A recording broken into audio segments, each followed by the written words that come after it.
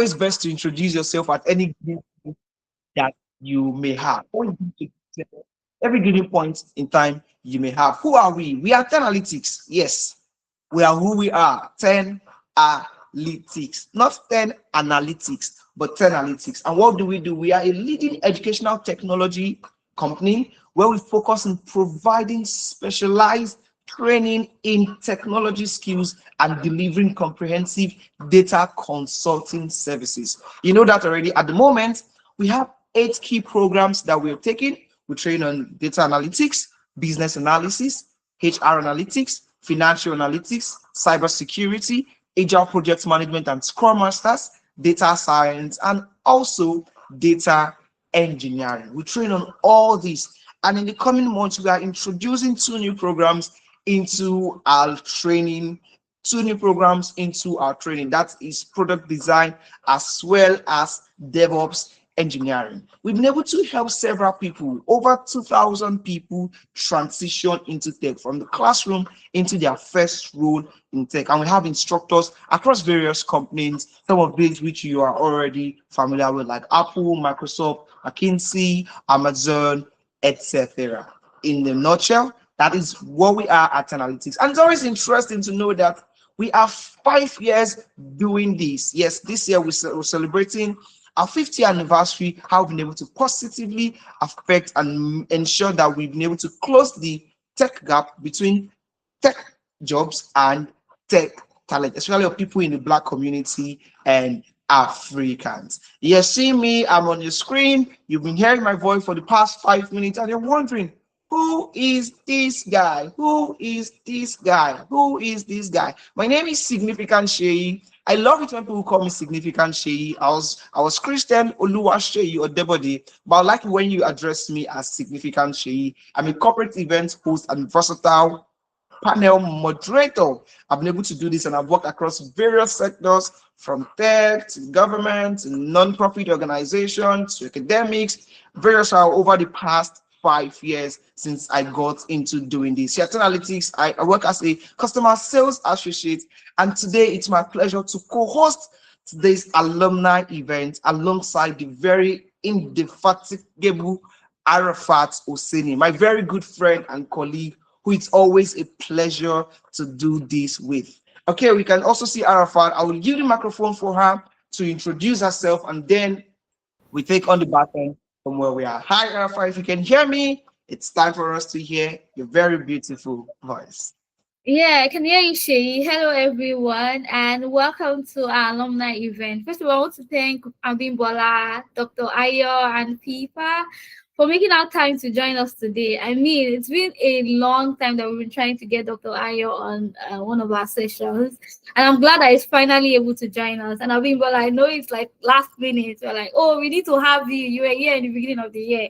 So it's just great to have everyone here. And Pipa, thank you so much. So like Shay mentioned, my name is Arafat Oseni, and I'm the community manager here at Analytics with experience in both civic tech and edtech, and I've engaged and managed communities of over 1,000 members across various platforms. And Analytics community, which is one of which we are gathering today, is one of those communities. I love collaboration, driving engagement, and also creating meaningful connections and ensuring that my community members thrive. And that's why we are here today, bringing a superb alumni community event.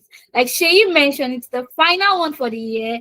And what better way to end the year than to get 3 amazing guests across agile project management, business analysis, cybersecurity, to come and speak to us about what we should reflect this year, what it is that is going on in these industries. And that's why they are here today. So please, if you don't have your notepad, you need to get it, because you're going to get so many tips here.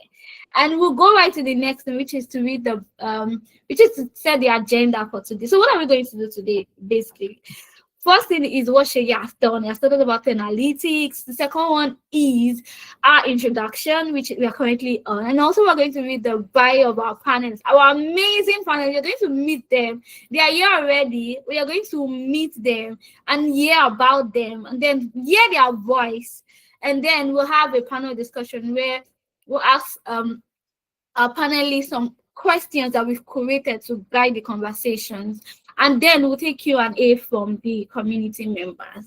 We have so many people that are meant to join us, so I'll keep sending reminders so that they keep joining, they keep saying their message. So the first panelist we're going to introduce is today is Dr. Ayo Tunde Tayo Balogun. Dr. Ayo Tunde Tayo Balogun is a cybersecurity leader with over 20 years of experience in systems administration, network engineering, and information security.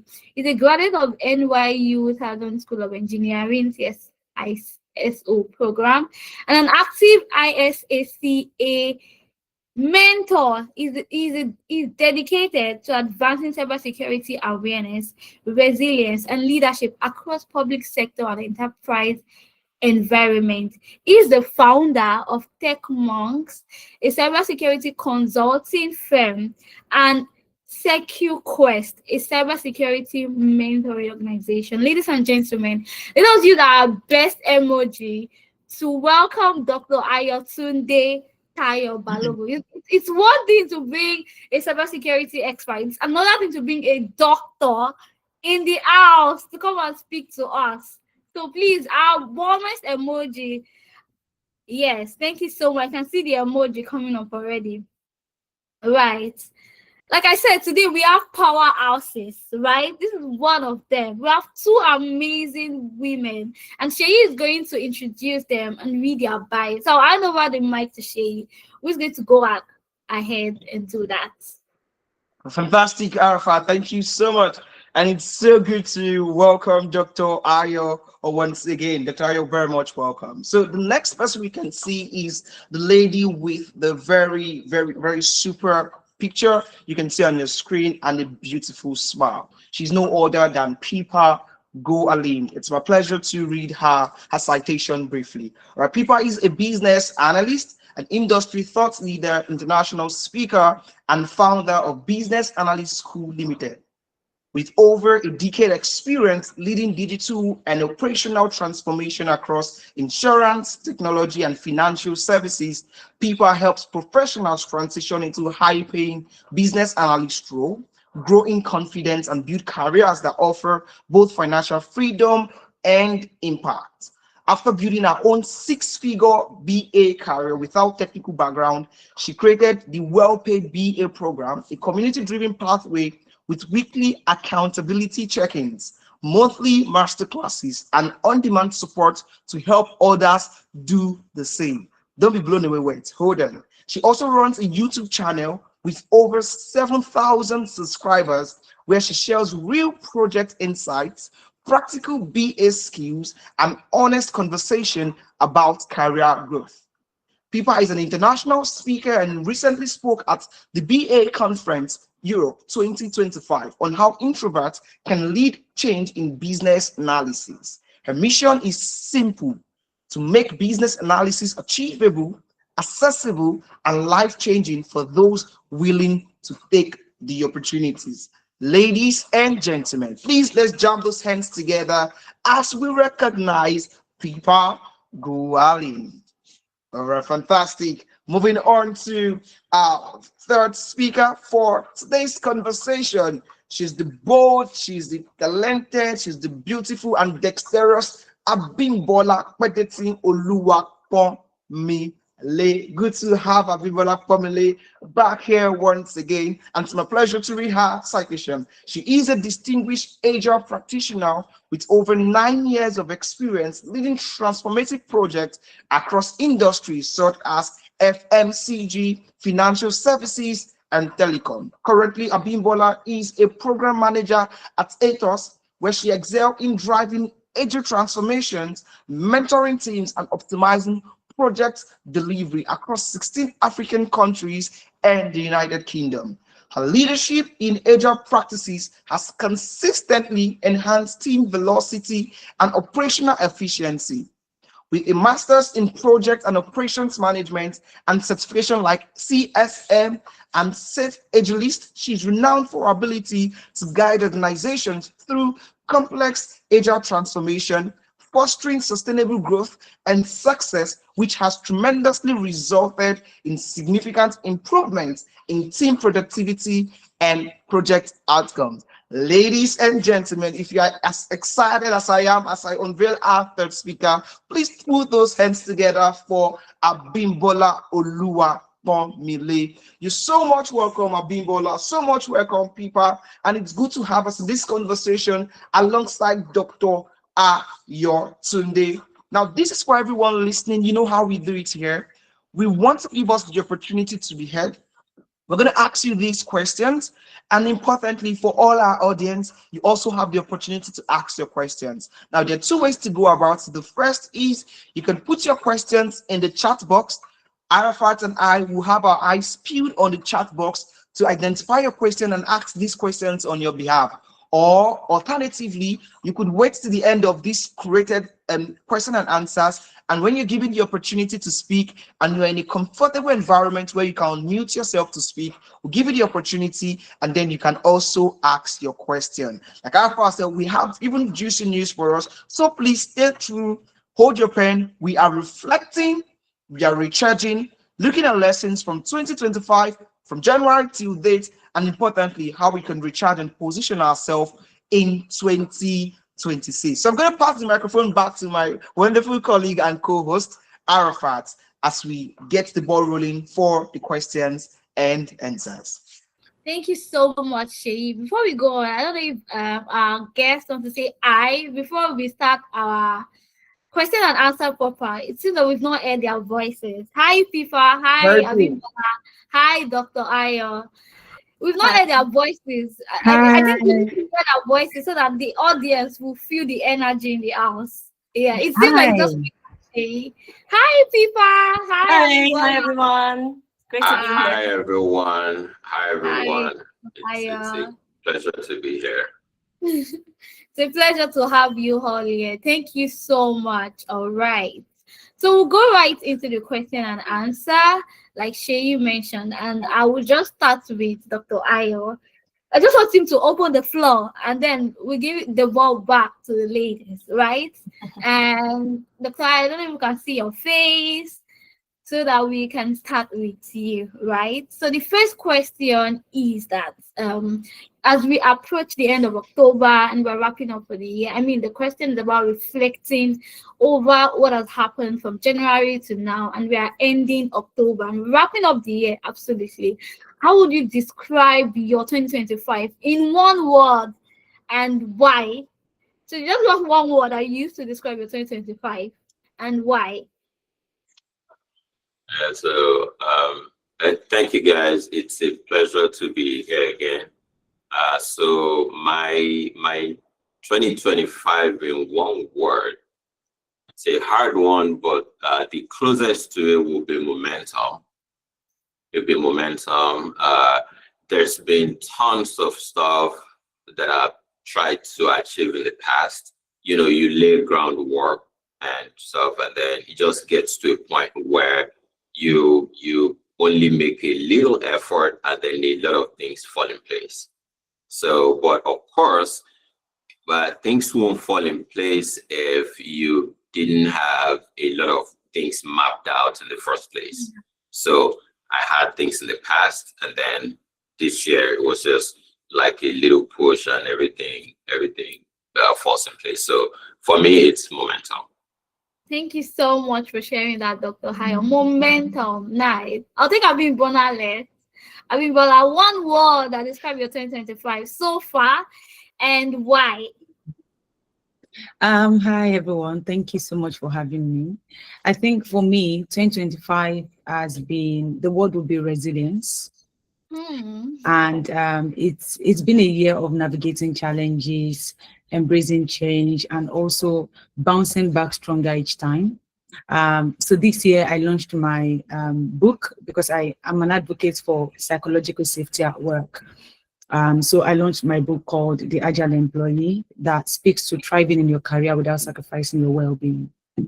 And also I started using what I have practiced for years in my own space as well, because one of the things I also launched this year was Project Management Club for Kids. And other clubs for kids as well. So, and also earning new certifications with respect to my career. So resilience has actually been the thread that tied everything together. It's about staying adaptable, learning from setbacks, and pushing forward with purpose and determination, especially in a year of transformation and growth. Thank you So mine so is much. resilience. Thank you so much for sharing, Abimbola. Resilience. So we have momentum and we have resilience. You guys, you're keeping the words because we're going to come back to them. Hi, people. Over to you. Hi. Hi. Hi, everyone. Hi, everyone. So one Yeah. word that describes your 2025 and why? Yeah. For me, it would be transitional. And I think because it's marked a shift from doing everything, I usually take on a lot, right? Doing everything just because I could, to being more intentional about what truly aligns with my purpose, what truly aligns with my vision.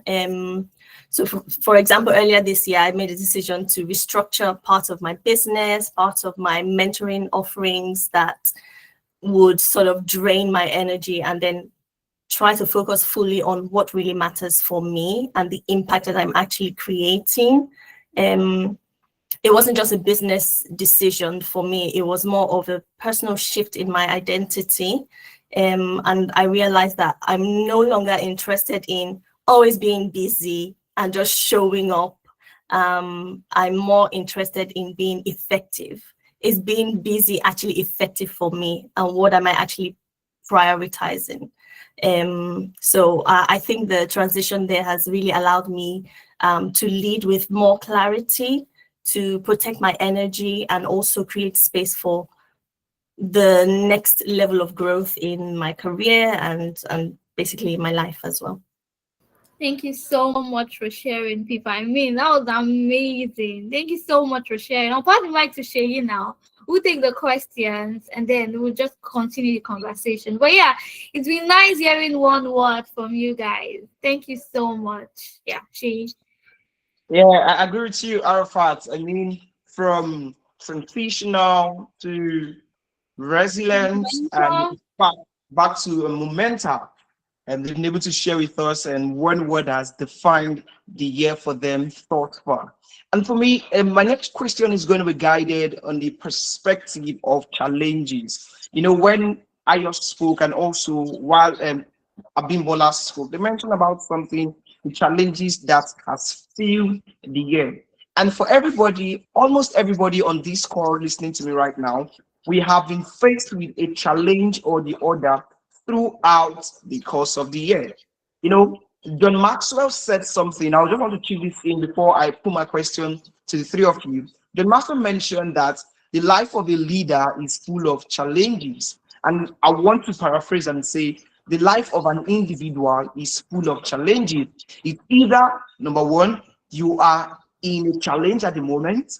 Number two, you are just getting out of a challenge. Or number three, you are about to get into a challenge. You get that? The life of a human is full of challenges. Either you are in a challenge currently, you are about getting out of a challenge, or you're about to get into a challenge. So my question is that, can you share a challenge? I'd like to hear unique challenges from you, and if you cut across similar experiences, a challenge that you encountered this year, right, and how it has shaped you or even your outcome with regard to work. I want to start this time around, and I'll take Pipa. I'll get from Pipa, then I'll move to Dr. Ayo, and then we'll climax with Abimbola. So Pipa, let's hear from you. A challenge you faced this year and how it shaped your approach to work or life. A challenge I faced this year. I think again it's a bit personal and kind of has to do with work as well. Feeling stretched between multiple responsibilities, and then realizing that constantly operating at maximum capacity isn't like a sign of success. So first identifying that challenge, that I'm a bit stretched when it comes to work, when it comes to my business or my mentoring, and trying to again prioritize. And so I had to sort of confront that fact that, again, being busy showing up and stretching out myself is not the same thing as being impactful, right? So that challenge really forced me to sort of reassess how I was spending time, how I was spending energy on things, again, stretching myself further, and then trying to make an intentional decision to simply delegate and prioritize what truly moves the needle, moves things ahead in my career or in the lives of people that I mentor. So it really taught me that being sustainable or sustainability is a leadership skill, and then operating from a place of clarity, operating from a place of focus has not only sort of improved my performance by first identifying that challenge, but it's also improved my quality of life as well. Because at the end of the day, it's not just about working and working and working. You also have to prioritize your mental health. But it takes a lot to first identify that challenge and then taking the next steps to just show up better. Thank you. Thank you. I mean, I think Dr. Ayo can also relate with that. Several individuals during the course of the year, they've experienced stress. I mean, working in the tech industry, it comes with this. All right, let me hear from Dr. Ayo. Let's go.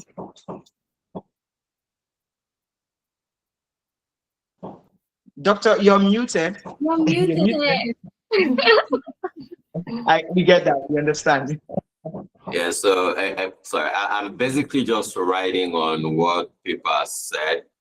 It's hard to not find someone who has problems with self-care, especially if you work in tech. So that's similar to the kind of challenge I've had.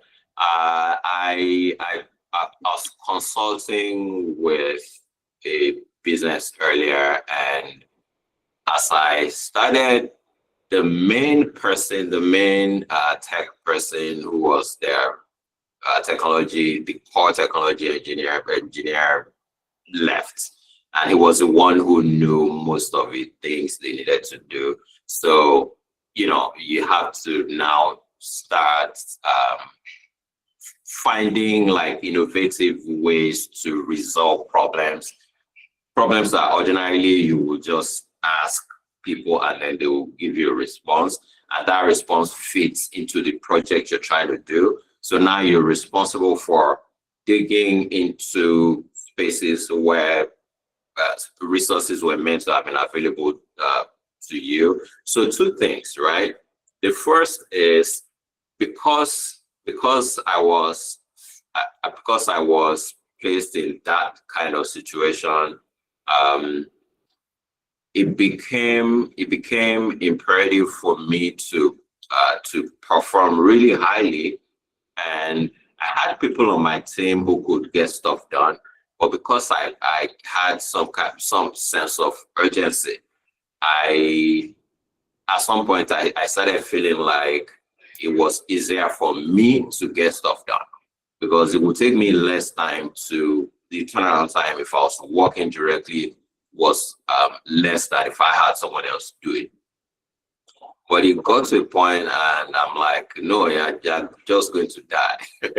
So I decided I knew it might be a little slower, but ultimately it's more effective to enable other people on the team, especially since you're working in an extraordinarily complex situation. Things weren't meant to start out the way they did. So everybody understands that your situation is tight. So it's easier to explain to them that if initially you were meant to take like 1 month, it's okay for you to take 2 because you're not getting what you need to get. So being able to realize that empowering people and then getting them to work, creating that synergy, getting them to work together is more effective than trying to do it all alone.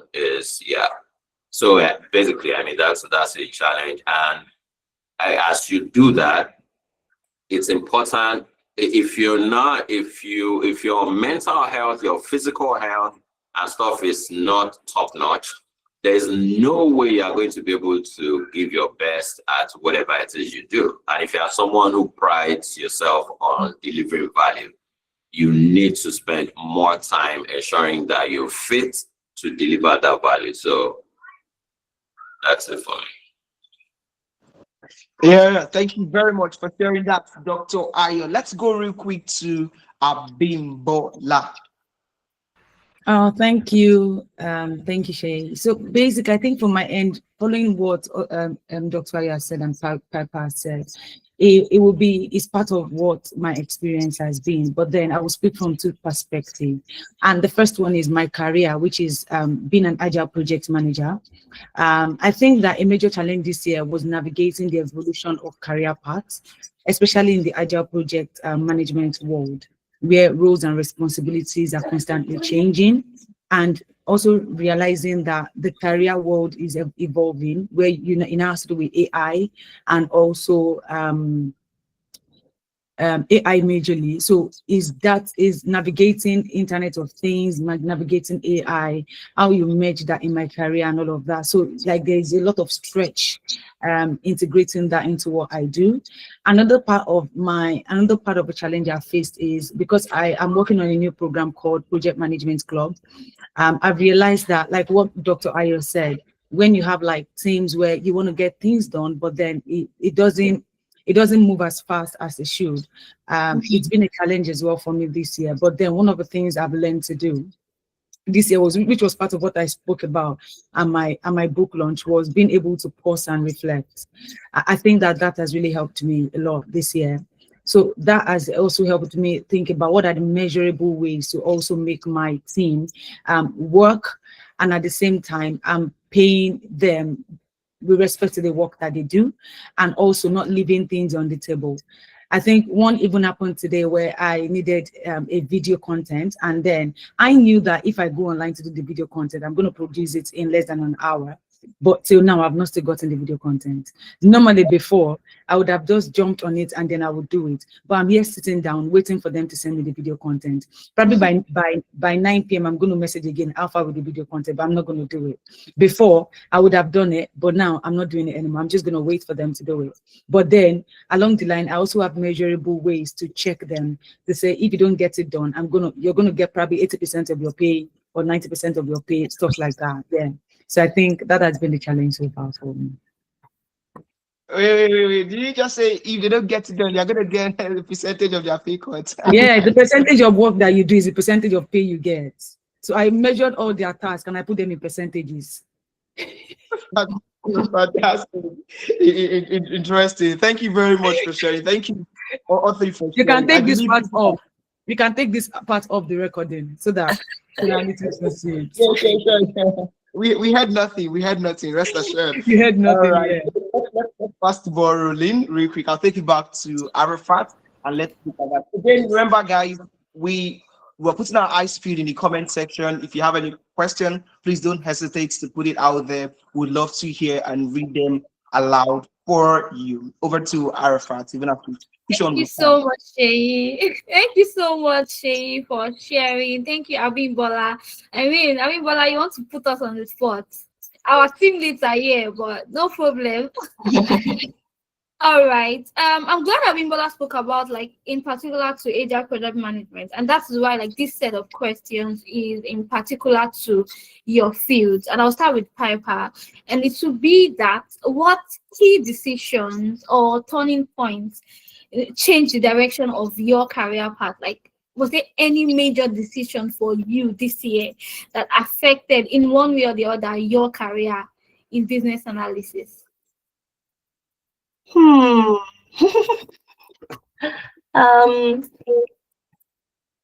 wouldn't say it's exactly a turning point.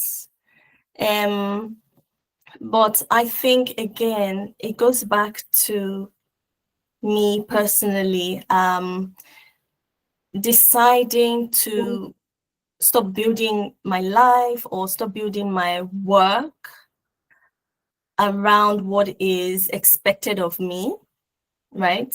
And rather focus on what my long-term vision is, you know.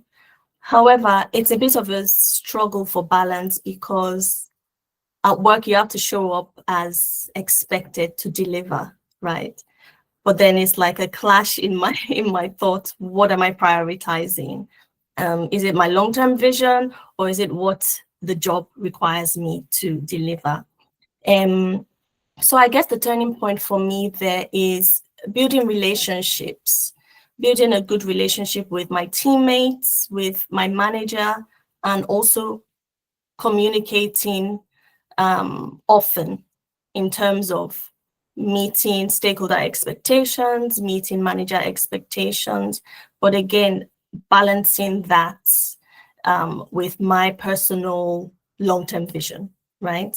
And so, but what's really helped me is the communication with my team, my colleagues or my teammates on my projects, and also being visible and just mainly communicating better with my manager, for instance, in areas that I'm struggling or areas that I'm lacking or missing expectations, and just try to manage all these things along with the stresses that come with, again, expectations.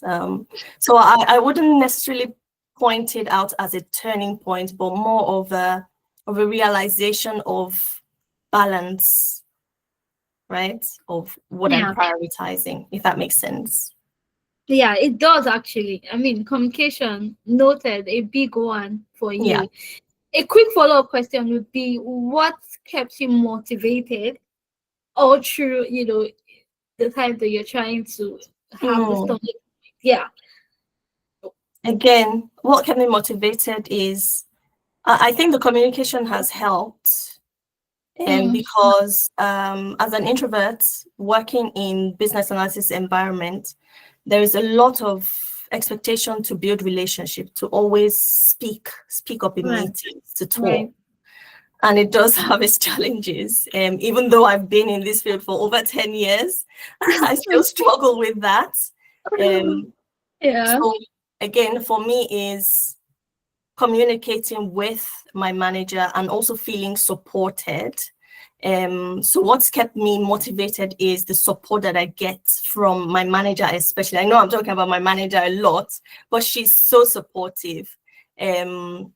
Just a few weeks ago, I had a challenging experience with my product owner, and there was like a clash there, and I wasn't sure how to handle it in terms of handling difficult stakeholders or rude stakeholders. How do I handle this professionally? How do I keep motivated and keep showing up in my work, in my projects positively without taking things personally, right? So again, it still comes down to building that relationship, that foundation relationship with my manager, so that I'm able to communicate, whether professionally or communicate as a friend with her and let her know exactly what my struggles are. Because if I try to tackle that on my own, then it will have an impact on my motivation and how I show up at work. So yes, so just to answer this question plainly is relationship building and communication has kept me motivated, because then I can continue to show up in the way that I expect for myself and in the way that my team and my projects or my manager expects. Amazing. Thank you so much for sharing, Papa. I love that you gave us like insights onto what we want to hear. And I'm sure alumni are picking from it. So, and it's great to hear that your manager is one of those persons that motivates you. And it's good that I get to know. Thank you so much. I'll go to Dr. Ayo because I want to have like an insight into cybersecurity and your, perspective onto what actually served as a turning point for you this year in your career.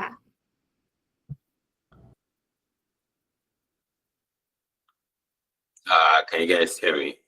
Yeah, we can hear you perfectly. Okay, because I'm muting and unmuting. So for me,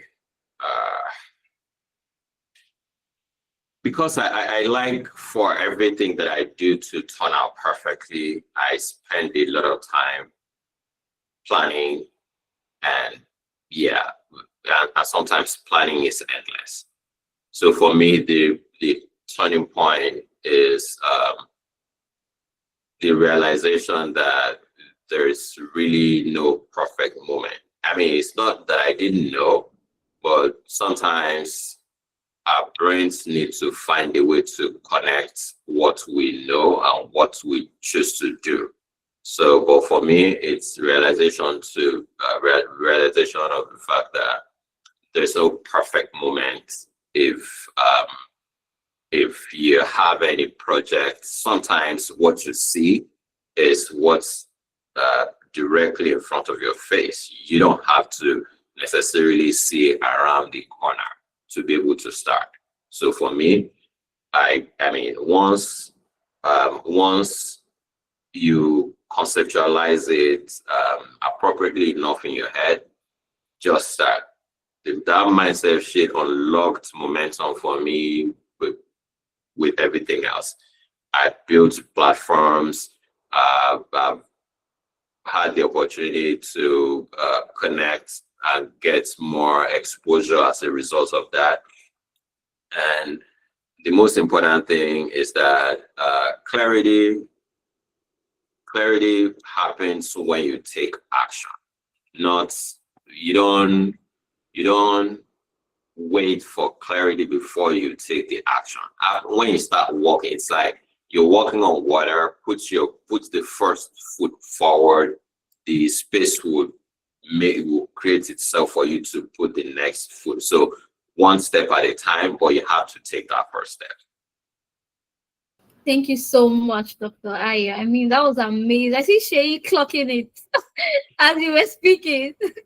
Thank you so much for sharing. A follow-up question, just like people, would be, how have you stayed motivated regardless of all the challenges, those turning points that have caused your career this year? How have you stayed motivated and kind of balance things out? Yeah.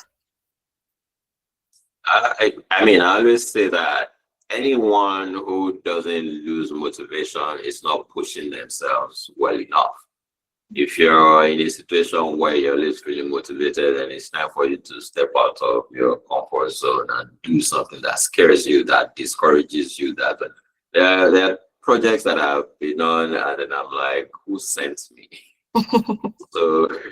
So yes, that happens. And when that happens, it's important to know that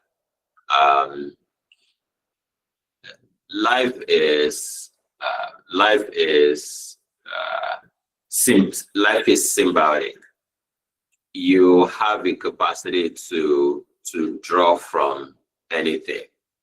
Sometimes you're in the desert and then you are thirsty, there's no water. You find an animal and then you drink their blood to survive and stuff. So life is, sometimes things are going to be normal, some other times it's going to be abnormal. And for someone who is looking to survive, you need to be attuned to the possibility of being able to benefit from everything that surrounds you. So for me, sometimes I just take a break and do something entirely different. Other times I draw inspiration from friends and family and mentors, colleagues. I mean, everything. I basically just try to get something from anything that's around me at that point in time. All right. Thank you so much for sharing, Dr. Ayo. I love the insights. I love how you were able to come up with the whole animal situation and, taking what you see, deem fit, that will help you survive. So thank you so much for sharing. Hopefully that didn't gross anyone out, but that was my I saw people laughing when you said that. Animal blood. Yeah, thank you so much. So I'll go to Abimbola, because Abimbola, started the whole conversation about agile project management.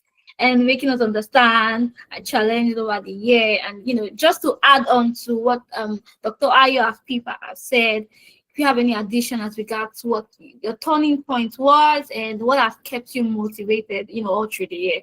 Yeah. You're muted.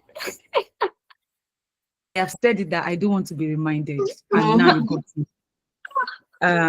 So I think the turning point in my career this year was when I actually fully embraced the shift from primarily being a Scrum Master role to taking more of project management responsibilities, even though I know that I needed like certifications to back that up. Last year, what I did was I let me say I evolved into the role last year more. But this year, I decided to get certified on the roles. So, while I've always been involved in agile frameworks, this year I realized that many of my tasks were evolving, and then I had to manage end-to-end project execution. But then for me, I think that the shift wasn't just about the change in my task; it was about the mindset transformation I had. Because it was that same mindset that led me to starting what I started. And when you talk about the motivation and why, I think my motivation and why, I just started thinking about it while we're having this discussion. I think my motivation and why is always my family, right? Because I am very big on, I need to create time for family. I need to create time for my kids. I need to create time for my husband. I'm very big on that. And I think it's a motivation for me. And that's why I keep going. Even though I know that sometimes I'm like, oh, this work, I need to move on. I'm tired. I want to get something doing. I'm not sure what the future holds and all of that because of the evolution. But then I think my family keeps me going. I just want to be there for them. And whatever career I choose or whatever challenge I face, they are always at the center of it to say, because of you, I'm just going to keep going. Yeah.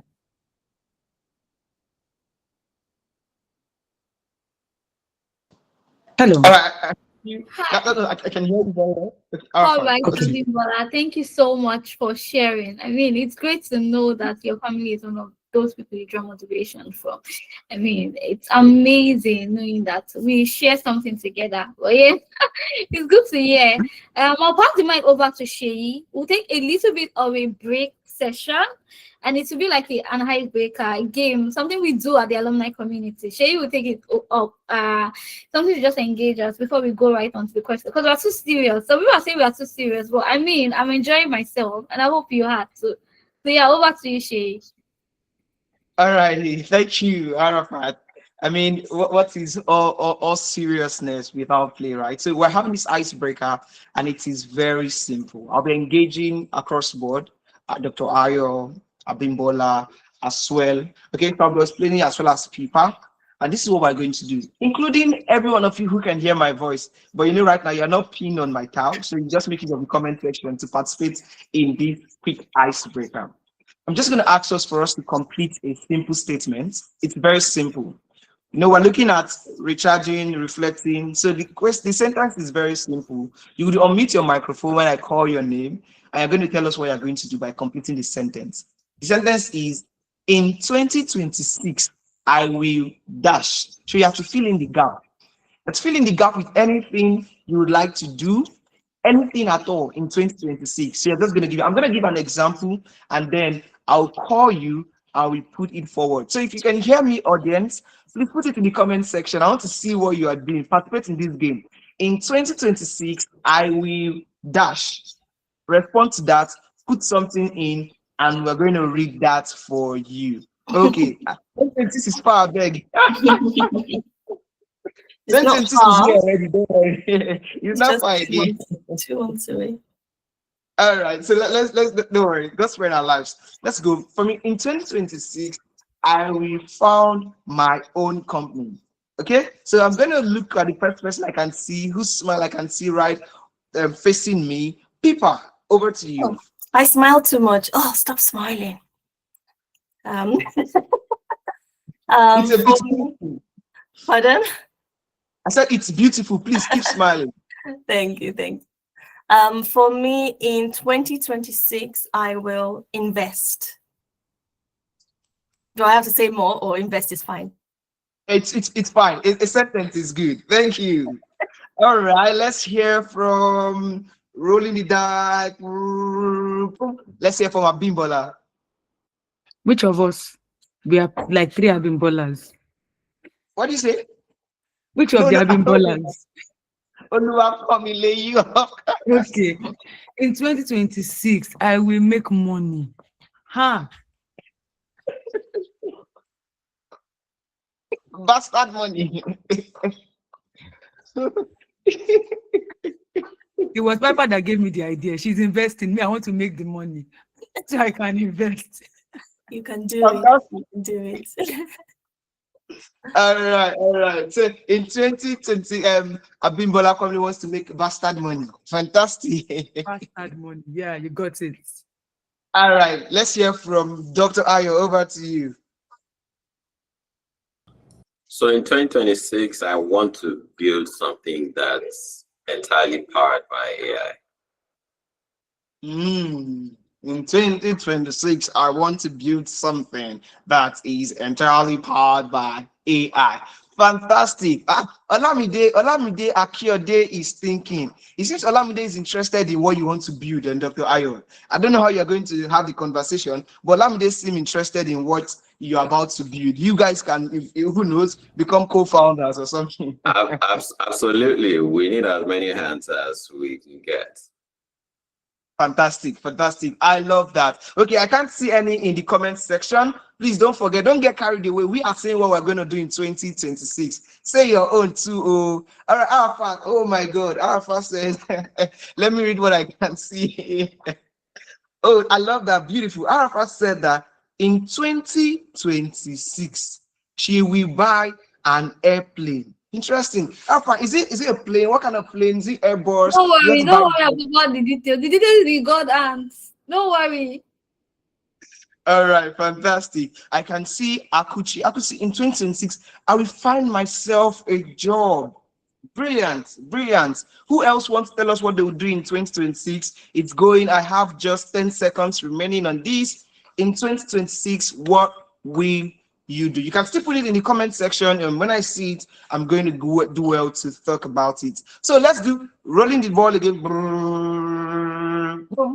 And now we are back to serious mode. So we're getting back to the conversation. We just ended the icebreaker. In 2026, Michael, before that, Michael said, in 2026, I will relocate with my family. Yes, Michael, you're relocating with your family in 2026. That is beautiful. Thank you. Amen to that. All right, let's go back to what we have. And this time around, this question is going to bother around mentorship. So one of the key things we always hammer about at Analytics is mentorship. And our alumni know this, as well as our students. So when you're in the program, we would always have various mentorship session that is going to guide you, that is going to guide your thoughts on certain things that we have been doing. So the question is simple, and I'm going to ask this question to Abimbola Formule. This is specific to Abimbola Formule. Okay, others, I'm going to let you know the question you will ask, but this particularly is to Abimbola. Abimbola, if you could reflect throughout the year so far in 2025, what can you say? How does mentorship look like for you? What does mentorship look like for you throughout this year? Do you have any memorable moments? I mean, it's easy. It's feel free if you're the kind of individual who, I interviewed someone recently and said, you know what, I don't have a mentor. I live my life. I only have role models, and this is what I'm able to do. But let's hear from us. Since we talk about mentorship, what can you say from your end so far this year? What role has mentorship played in your life, either personally or professionally? Yeah. I think that for me, because I have quite a number of people that I mentor, because I run like project management, mentorship programs and the likes. So I think that the joy of bringing people from the place of not knowing to knowing, right? There is this joy that comes with it, and how you see their lives transform over time. It's been more about guiding others through the nuances of agile thinking, agile mindset, and being able to impact them. That's one thing that mentorship has done. And then one memorable moment was working with a group of young professionals who had no formal agile experience. And after working them through for like 3 months, the way they could talk about the terminologies. I know this thing is about terminologies, being able to use the terminologies in statements, in sentences, in meetings. The way they were talking about after 3 months, I felt really proud of myself and the kind of financial freedom it would also give their family and the transformation it would give their family. And another thing again for me is not just that, mentorship at work as well. There are some team members that you are not just there because you are their team lead or you're their scrum master. You still also have to mentor them. There is this guy I was mentoring while at work, and then before I knew it, this guy is already in Sweden with the whole of his family because of the level of mentorship and the level of dedication I have towards that. So for me, I think that it's way more than just you taking in, but you also giving out and giving what you have or what you know to people. I don't know if I make Thank sense. you. Of course. Thank you very much. You know what? You You know what? showed. Don't be angry. I'm eating chicken and it's a little bit distracting. Oh, I think because I mean at the point in time, I wanted to ask you. You have to turn off your video, and then when I call you, bring it on. They were enjoy. You relax. It's a good conversation we're having. All right. Yeah. Now I'm gonna start with you again. Just give me a minute so I can allow you munch on the chicken. Go to Piper. From you first. Are you waiting for me really? Let me I swallow moved them. I moved to Dr. Ayer, and afterward I moved to people. And the question is, what misconception about your field has 2025 helped you debunk? For all of us in our various fields, there are certain misconceptions people have. And as we get better in it, as we spend more years in the act and practice, realize that these things are only misconceptions and we've been able to learn or outgrow some of these things. So I'm going to take it from you, then I'll push it to Dr. Ayo, and then I'm going to climax with Piper. What misconception in your field has this year helped you debunk? So one major misconception about agile project management that I think in 2025 has helped debunk is the belief that agile is only for large scale or tech-centric projects. Over the past year, we've seen agile principles applied to industries like education, healthcare, and even personal development, proving that the mindset of continuous learning majorly, flexibility, collaboration, all the values that agile bring can benefit any field. So the book I wrote this year is The Agile Employee, but the next book I'm writing is the agile organization. And what it means is, what I'm trying to say to people is any organization can be agile because it's a mindset, right? So agile is universal and it's about managing change and improving efficiency, not just handling tech projects. Yeah, that's Improving change, managing efficiency, and not just handling tech projects. I hear that one. Let me say that in Nigeria balance. All right, Dr. Ayo, over to you, please. Share with us misconception. Chris, I can see, sorry, a minute before Dr. Ayo speaks. Chris, I can see your hand is raised. At this moment, I would appreciate if you could put your question, if it's a question, in the comment section. We'll give you the opportunity to speak when we are done with this Q&A we're asking at the moment. But if you can, please put the question in the comment section or just hold on. When we get to that opportunity, I'll give you the floor. Over to you, Dr. Ayo. Yeah, so for me, people generally think that it's impossible to do cybersecurity without being able to code. That's a lie. Because for one, there's several facets of cybersecurity. There's GRC, there's a ton of stuff that would never require coding.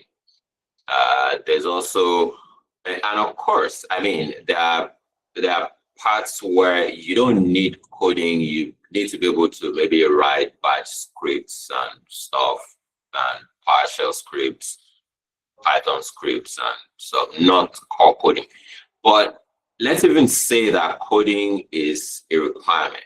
Now in 2025, with the help of AI, you can basically just tell it what you want to get done, and then you have code spewed out, and you test it. If it works, it works. If it doesn't work, you fucked. So, but I mean, coding is not required. I mean, this year has established the fact that coding isn't like, you don't have to be a super coder to excel in cybersecurity. So that's, for me, that's it. Thank you very much for sharing that. I think that's very important, and for some of the guys in our cybersecurity program, they're already aware that you can go into cybersecurity without even writing a line of code. Thank you for hammering on that and bringing awareness once again to a larger audience. Okay, let's hear from Pifa. Over to you. For me, it's also quite similar to Dr. Ayo's one, in terms of a lot of people having that misconception that business analysis involves coding. I've also seen that people think that you have to know how to use Power BI or Python, SQL, and there is a sort of misunderstanding of business analysis and data analysis and business analytics. So people generally mix these things up, and then it creates a fear of branching into business analysis because it's coding, I don't think I can ever do it, right? And then they don't actually take that step to learn what business analysis entails. So yes, there's that misconception that we have to be technical to be able to deliver our work. And then there's also a misconception that we have to learn everything before you can actually become a business analyst. So what I'm trying to create and help my mentees to understand is you don't actually need to learn everything. You just have to start, right? Business analysis is about bridging the gap between the business and the tech through business analysis techniques. So you just have to learn those techniques, and soft skills are the most important for business analysis career, as opposed to learning the tools. The tools will come, but leverage your soft skills, right? Learn the initial tools, the simplest tools, Visio, user stories, Agile, right? Agile life cycle. You don't necessarily need to learn the tech side of things, right? So this is something that I'm trying to drive through my YouTube channel and as well with my mentees in my community, just to break that misconception. It still exists, but it's something that we're working towards bringing that knowledge to. Thank you very much for sharing, and even the similarity with what Dr. Ayo has mentioned. And you've been able to let us know that even as a business analyst, you see largely on your soft skill. Your soft skills will be very important through even sometimes beyond the technical skills that you're going to put in to do the work. Thank you for sharing that for us. Hi, really appreciate that. Okay, over to Arafa. Let's have for that. Thank you so much, Sheyi. I've been enjoying the conversation from from Dr. Ayo talking about AI, Abimbola munching on a chicken, Piper also giving us bits on how business analysis and misconception. And I'll just take the conversation back to Dr. Ayo because he spoke like largely about AI, and this question is particularly to you. And it will be, we are looking at how AI is rapidly the thing of the moment in tech space now, and in terms of security risk. What is one trend that you think that professionals should pay more attention to in 2026 as regards to AI? What is that trend? I mean, I know you said you look forward to building something that is all around AI in 2026. What is that one trend that you think professionals should pay more attention to? I think people who will succeed with AI in the new year are the ones who are able to create an intersection between AI and trust. AI has become it has become really prevalent now. 2 years ago, it wasn't this big, but now it's big. And everything from productivity tools to operations to regular standard things. So everything has to find a way to incorporate AI. Sometimes even if it's not necessary. So in 2026, I think the real differentiator would be those who use AI and find a way to use it responsibly.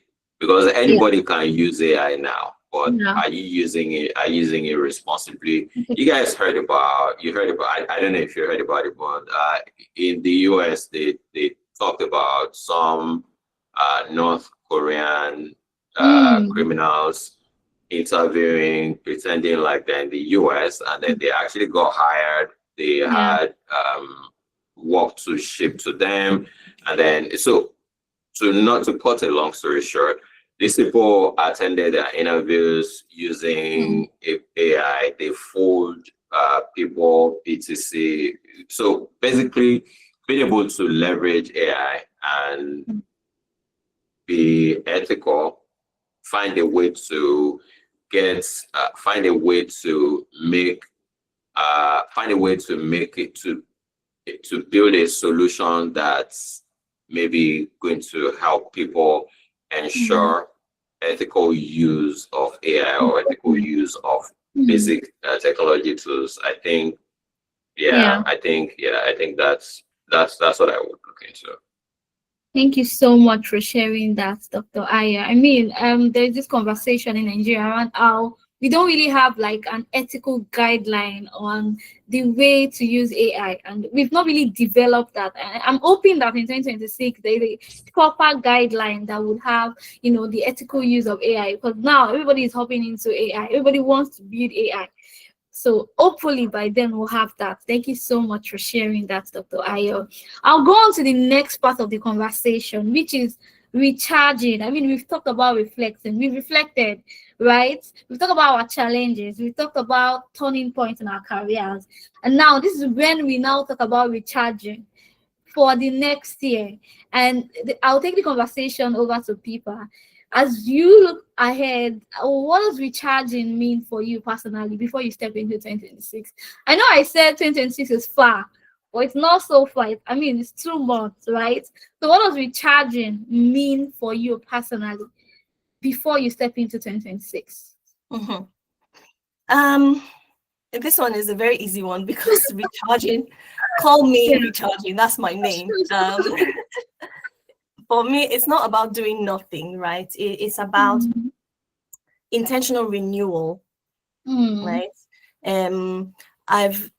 Over the years, I've realized that my best ideas and clarity and showing up at work is when I step away from the constant output, the constant busyness, the constant stress of talking to people and just the noise. So recharging is very important for me in that. So for instance, I traveled earlier this year. I try to travel at least 4 times a year. I don't know if that's too much, but that's why I say call me recharge. So I think stepping into different environments really allowed me to think more deeply about my goals, about my vision, because I'm in a different space from the norm. So it allows me to sort of go within. So I will continue that in 2026. Recharging will be about protecting my time for reflection, reconnecting with what matters most for me, and just entering the year from a place of clarity instead of burnout, because I have burnt out this year at some point. So I need to really prioritize my recharging through more travels. So yes, to more travels. Yeah. Yes. Thank you so much for sharing, people. I'll go back to Abimbola. Abimbola, please don't say writing more books. Please. We're not serious now. Please. Please don't say that. Please. So, yes. Over to you. No, you're muted. Don't say it. Don't say it. Yeah. Okay, so I think for me, recharging would mean embracing the power of knowing when to pause. I think I mentioned it before. I love to pause and reflect on, okay, where am I now? What am I doing next? What's the next gear I'm switching to? And one of the things that I love doing is I don't feel pressured. Your journey is different from mine. Even though I want to always be on the go, but I know when to stop. So I think one of the things I've learned this year is knowing when to stop and not feeling pressure that someone is going after, someone is already ahead of you. I've learned to step back, and I'm going to do more of that next year. And also allowing myself the space to recharge without fear of missing out or falling behind. I think I also said that. And I think that for me, recharging isn't just about rest. Actually, it's about aligning myself with my purpose, taking stock of, I'm using stock, I'm sorry, taking stock of what's working and realigning my focus. I think that's what recharging means for me. And it's actually something that I take very seriously. So something happened today, and I went, my work yesterday was very stressful. Guess what I did? Today, I took a break. I stayed at home. And my friend said, "Oh, I like the fact that you prioritize your well-being." I said, "I'm big on well-being.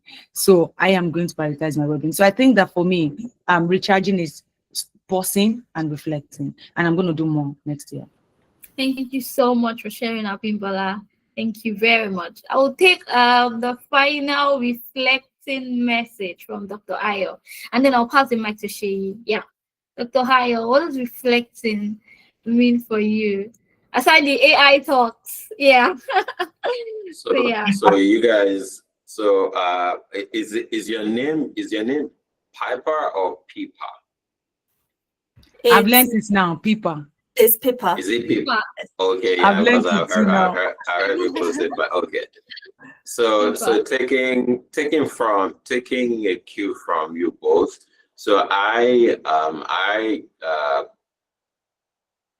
started from the time that I started working. I mean, I've always enjoyed working. So I pride myself on being able to work all the time.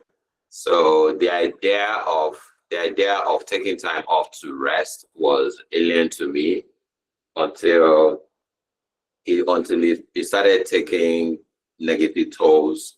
And then, of course, I moved from Nigeria to a different environment where people take rest seriously, and then everybody looks at you like you're crazy if you're not resting. So yes, now I'm learning to rest. I mean, it's still some kind of PTSD. So when I'm not doing stuff, it feels like I'm useless. So, but I'm learning now to deliberately rest. I am, what do they call this thing? This thing where people, yeah. So I'm learning to meditate. I'm learning to have no screen time. It's hard because I can basically do everything I can do on my laptop, I can do on my phone.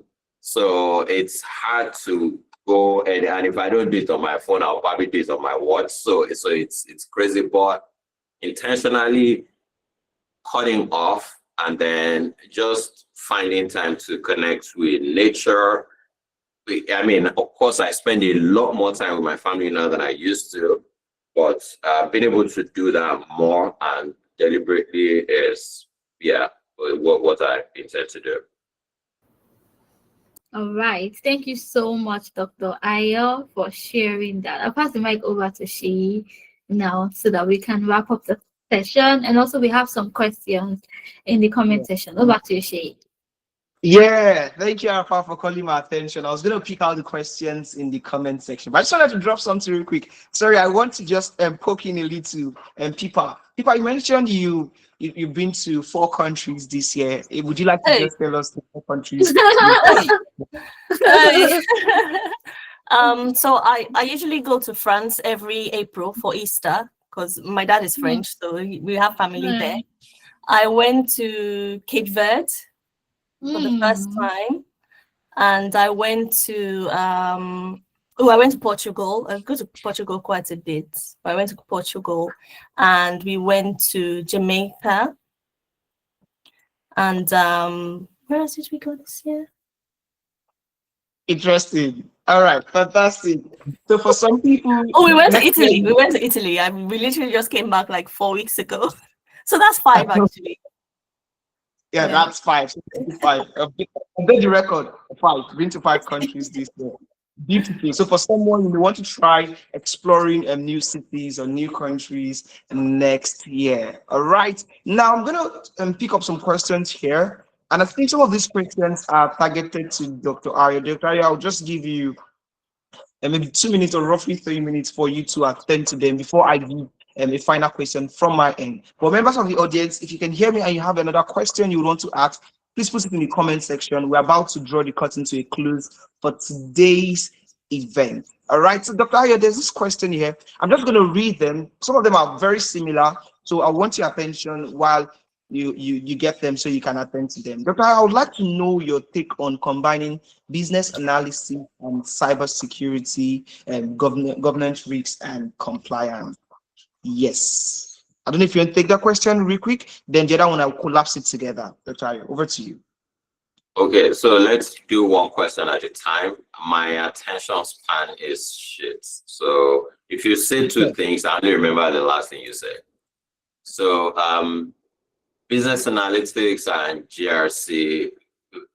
Yeah, so from what I know about business analysis, so is it business analysis of analytics? I'm asking, is it analysis or analytics? Analysis, no analytics. So I will need Chelsea to clarify what he meant. But from what you've written here in the comment section, it is business analysis. So okay, so if it's business analysis, it's different. If it's analytics from how I know it is more trend reporting, large language model, big data, so forth. That's if you say analytics to me, that's what I'm thinking.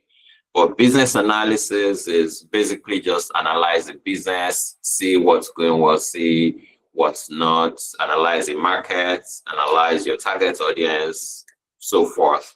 So how would cybersecurity tie into all this? If it's analytics and from a big data perspective, it's something closer to AI, and you can analyze user behavior, and that helps you implement appropriate security controls, etc. So of course, there's a place for that in cybersecurity.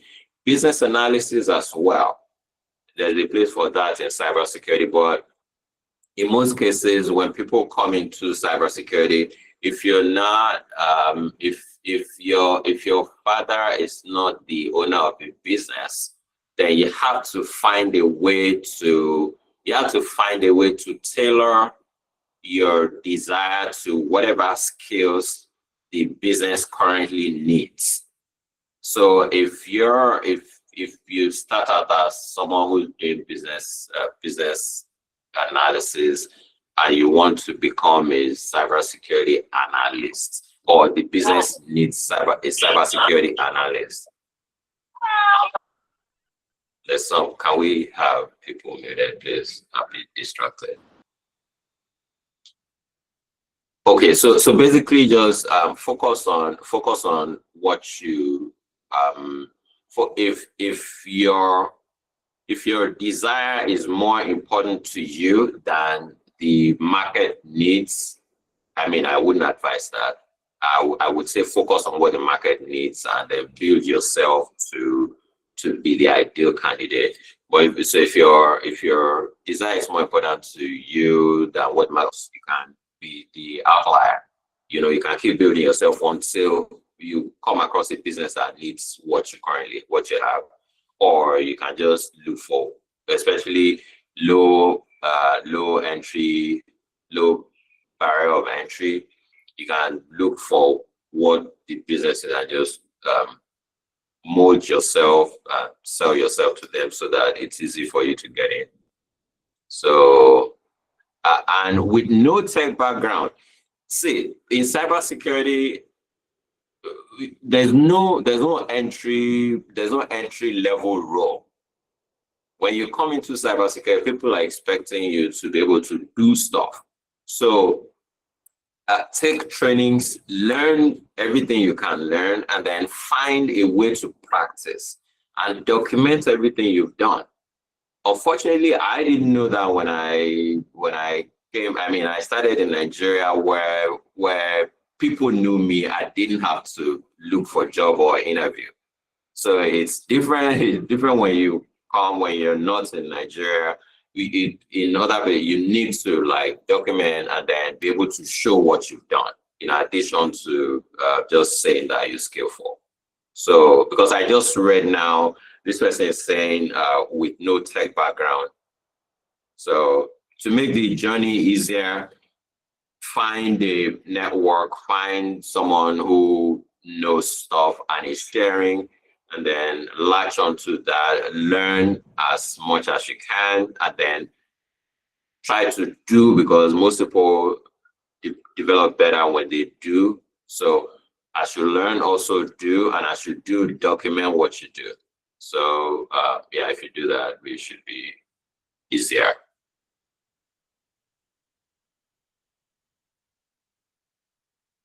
She, you're muted. Oh, he got me. Thank you, Dr. Ayo, for sharing that. Let me hear some thoughts from people. I wouldn't know if you have something you would want to say about this. Do you? In terms of business analysis and Yes. cyber And security? Yes. And if what? you have any more, yeah. No, I wouldn't, because I don't really know much about cyber security, to be honest. Okay, fantastic. Yeah, I'm not really sure about it. Yeah.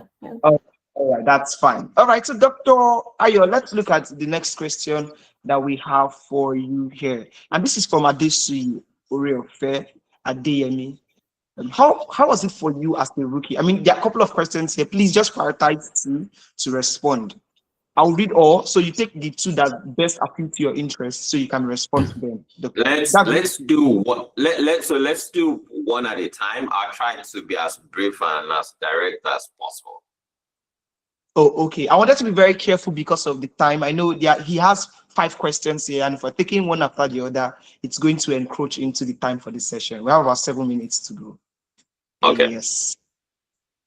Do I pick my top 2? So I wanted to read all. Then you let me know which one you want to add. Read. All right. How was it for you as a rookie in the cybersecurity space? And what's the aspect of cybersecurity? What aspect of cybersecurity do you think is more lucrative? What aspect of cybersecurity are you specialized, and what inspired your decision? What does a cybersecurity role interview usually entail? What does it feel like? Those are the questions from Adesuyi. Okay, it will take about 1 hour to to respond to everything. So rookie, nah, I don't know. I started out and I was really hands-on. I am also someone who's really curious. I like to mess around with stuff a lot. I also didn't have a life when I was younger. So I immersed myself in tech. I was always working, doing stuff. People want to be available over the weekend. I would come because I didn't have anything else to do. So that helped me like build knowledge. I used production environment for all my tests. When I was younger, I would break stuff, and my manager was always angry and grumpy because he would bear the brunt of whatever it is from management, but I was getting stuff done. So that's it. And in terms of where to start with,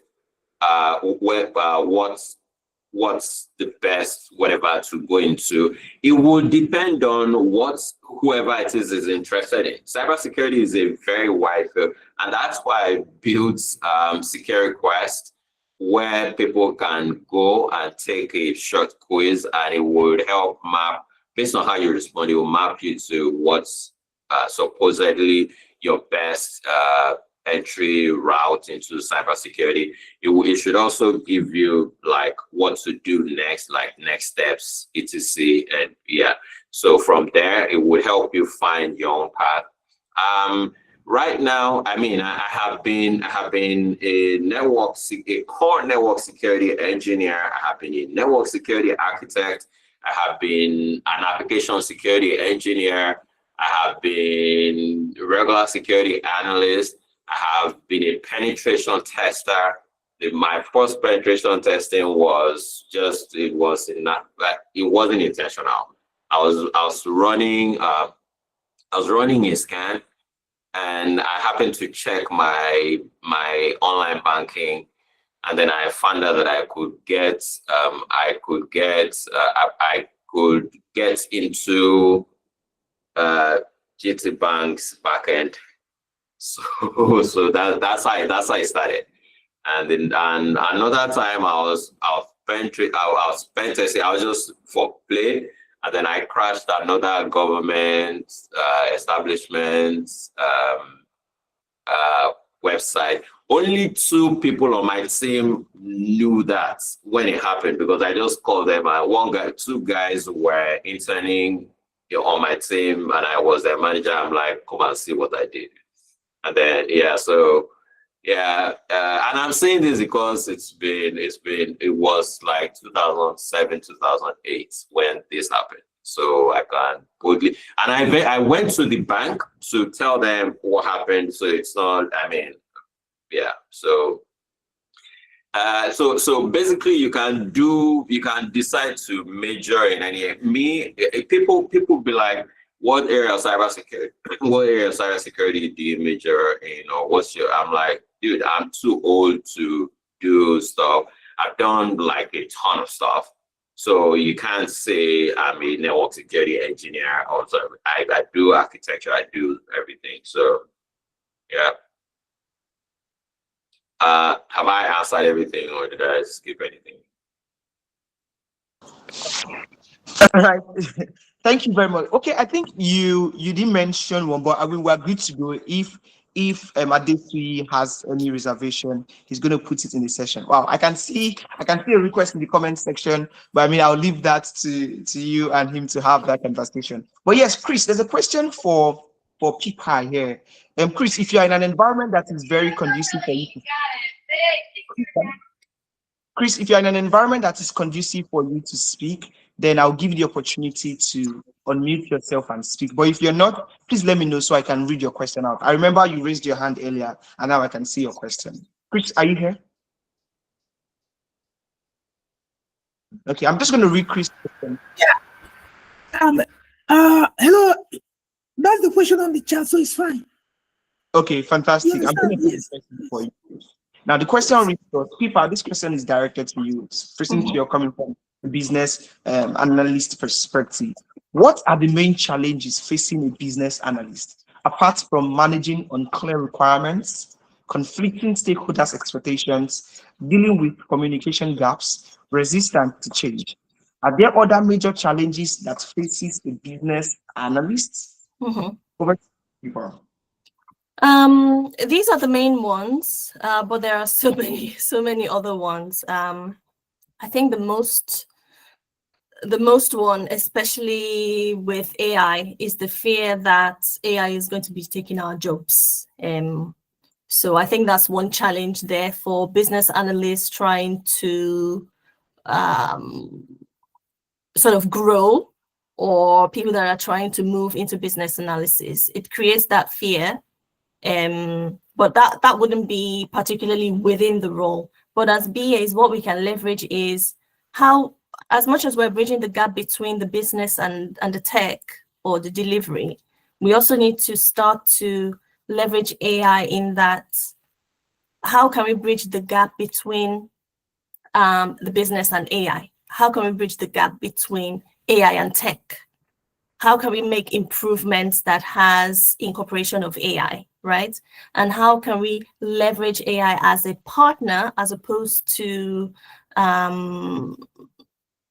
what is it, like a challenge in our roles? How can we leverage it to deliver better, to improve our tasks, to improve our delivery, right? So I think that's a challenge there, in that the business analysts who haven't leveraged AI will be replaced by AI business analysts. So it's about leveraging AI to help you tackle those challenges. Another major challenge, I think, is industry knowledge. And that's a personal one for me as well, working in London markets. So for instance, a lot of organizations now need BAs that are not just domain BAs, but industry knowledge as well. So trying to sort of brush up your industry knowledge helps, but then which industry knowledge am I learning? Is it insurance? Is it finance? Is it banking? So I think you'll be a stronger business analyst if you sort of hone in on a particular industry that you would want to branch into. For me, for instance, would be insurance. As much as you're learning business analysis tools, techniques, doing your BA certifications, try to also think about what is the market looking like these days. More organizations wanting you to have maybe some sort of system knowledge that are specific to the industry. For in my instance, for London markets insurance, for instance. So I think those are the external factors of business analysis challenges, as opposed to the internal factors that you've already covered. These are mainly the internal ones that we have. It's all about the stakeholders, requirements, conflicts, managing difficult stakeholders is still the standard challenge. But then those two other ones are the external ones that we need to think about. Thank you. Thank you very much, Pipa. We really appreciate your thought and contribution to that. I mean, for me, I even think when you mentioned AI business analyst, that sounds like a new role, the AI business analyst. Okay, it's been some amazing minutes. I mean, over 120 minutes right now that we've been since this conversation started. And I want to say a very big thank you to all three of you and our audience for staying thus far. So as a parting shot, we'd like to hear from you in 1 minute, 1 minute max. We'd like to hear from you to just tell us your final words, something you would want us to know, or it could be a projection in the year 2026. If we bring this conversation and draw the curtain to a close. So we're going to start from you, Pipa. We go to, no, I'm going to start from Abimbola Oluwapomile. Let's start from Abimbola Oluwapomile. Then we go to Dr. Ayo and we conclude from Pipa. When we are done with that, we have a more interesting announcement to communicate across before we call it a day. All right, let's go to you, Abimbola Oluwapomile. Your passing shots, final words. Final words, not sentences. The lesson I'd love to share is that true growth actually comes from embracing change and not resisting it. And I hope that this thought stays in your mind, not just in your career world, also in your physical world, emotional world, financial world, and family-wise. Thank you. That sounded really like an agile coach. I like that one. Change comes from embracing change and not resisting it. Please take note of that. We need to write that down. True change comes from embracing change and not true growth. True growth. True growth. Thank you. True growth comes from embracing change and not resisting it. Thank you very much for such thoughtful yet concise word. All right, Dr. Ayo, over to you.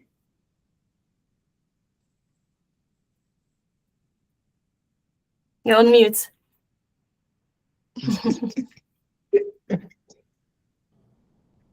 Yeah, guys. So it's our progress doesn't always look loud. You know, it's like planting something and going to check it every 5 minutes. I mean, this year especially has taught me that real growth often happens behind the scenes. You know, so it is in the consistency, the learning, the quiet resilience that keeps you moving forward when no one's watching. You know, nobody's there to kick you and be like, do this, do that. So, I mean, as we step into the new year, it's important for everyone to know that progress, small, steady, consistent ultimately leads to desired output. So have a projection and then find something you do on a consistent basis that moves you closer. So yes. And all the best to everyone.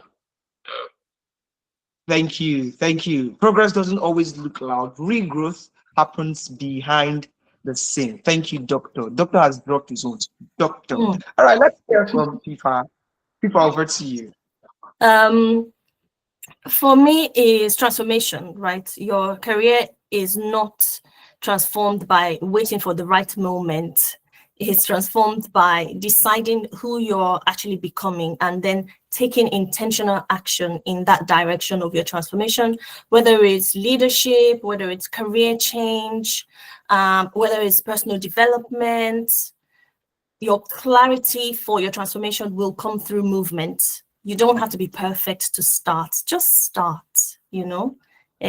So whatever your goal is for the year ahead, for next year, just start now. Don't wait for January for you to start.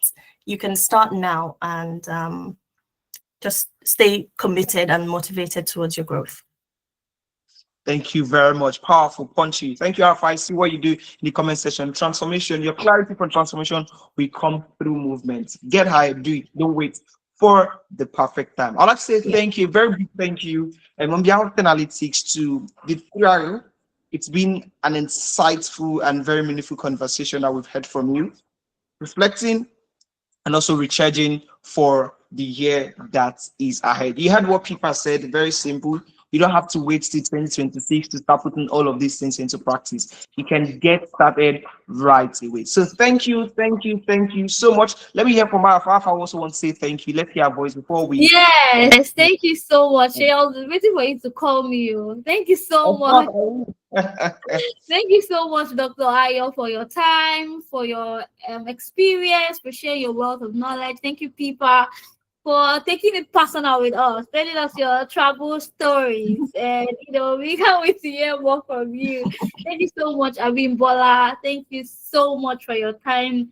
Anytime we call Abimbola, Abimbola is always like, yes, it's Analytics. We are like a baby. Thank you so much, Abimbola. We really appreciate, and we hope you have an amazing weekend to come, and an amazing day to Dr. Ayo. And thank you so much. Thank you so much, Johnson. We really, really do appreciate. Have an amazing day. Yeah. And weekend. Thank you all. Our alumni, don't go. We have like goodies for you guys. Yeah. Well, yeah, thank you so much. That's all from my end. We also hear from you. Thank you. Bye. Bye. Oh, thank you, everyone. Thank you. Bye. All right, don't forget, let's do one thing real quick. Don't forget to follow our speakers. All right. Check them out on across the media handles. Do well to follow them, do well to engage. And this can be a time for you to start strategic networking with them. Let them know you join the session, tell them something valuable from it, and do not hesitate to be valuable and also get good value from them. All right. Now, this is to every one of us here. I believe we're speaking now to alumni of Analytics. And if you're here, it's because it's a great time and we're so happy to see you even at this moment. So I'm going to see, let's look at the screen real quick. We're going to see this. Some of us are already aware, and sometimes I get to know that some people are not aware of this program. On how you share the love, you reap the reward, as you can see on the graphic design which is projected on your screen.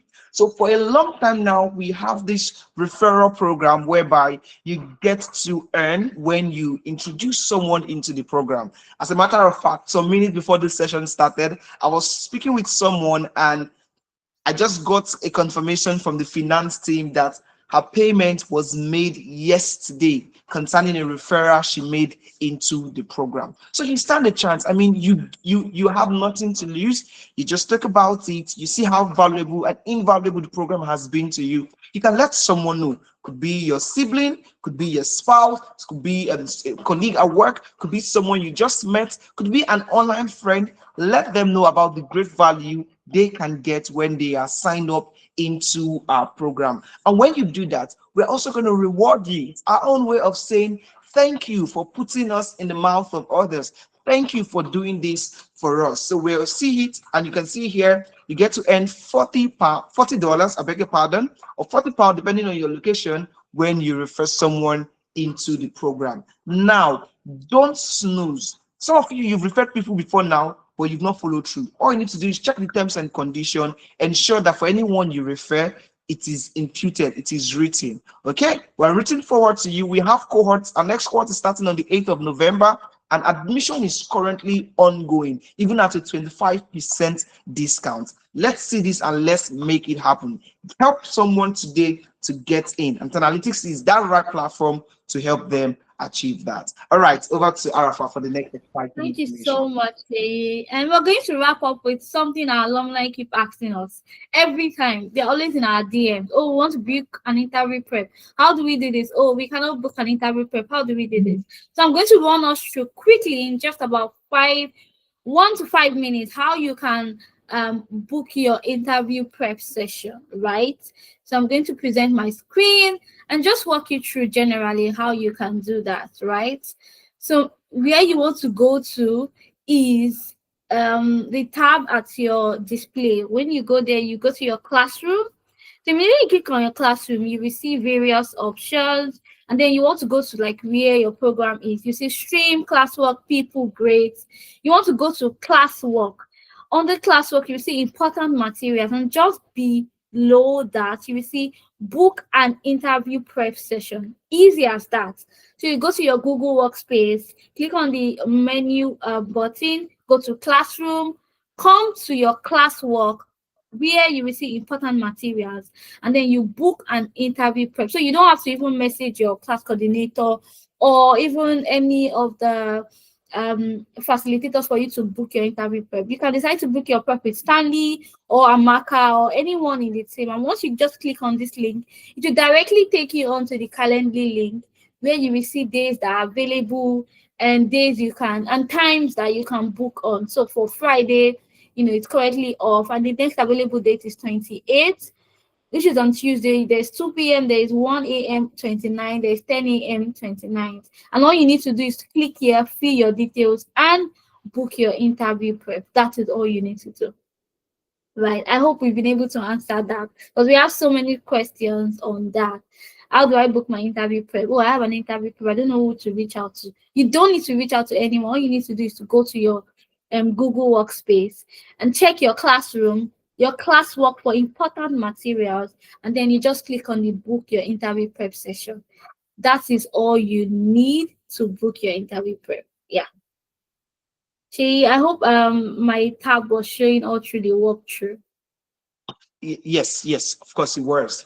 Thank you very much, Arafat. It's been amazing so far. I mean, we're pressed for time already, and yes, it's time for us to call it a day, call it a night, call it an evening. I mean, call it a day. Thank you very much, everybody, for being here so far. Like we mentioned when we started, this is the last event for the year, and we are looking forward to exciting. Do not hesitate to always share testimonials with us. Yeah. It has always been helping every other people to do likewise. You've heard several success stories. We know that you are the next success story, and when that story comes, please don't hoard the updates, don't hoard the news. Share it so you can also bless another person out there. It's been a pleasure co-hosting this session alongside the very amazing Arafat. Thank you very much for joining, everybody. Despite all we had to do, we needed to stick in and get value. My name remains Significant Sheyi, and thank you for joining. Thank you, Arafat, for the opportunity.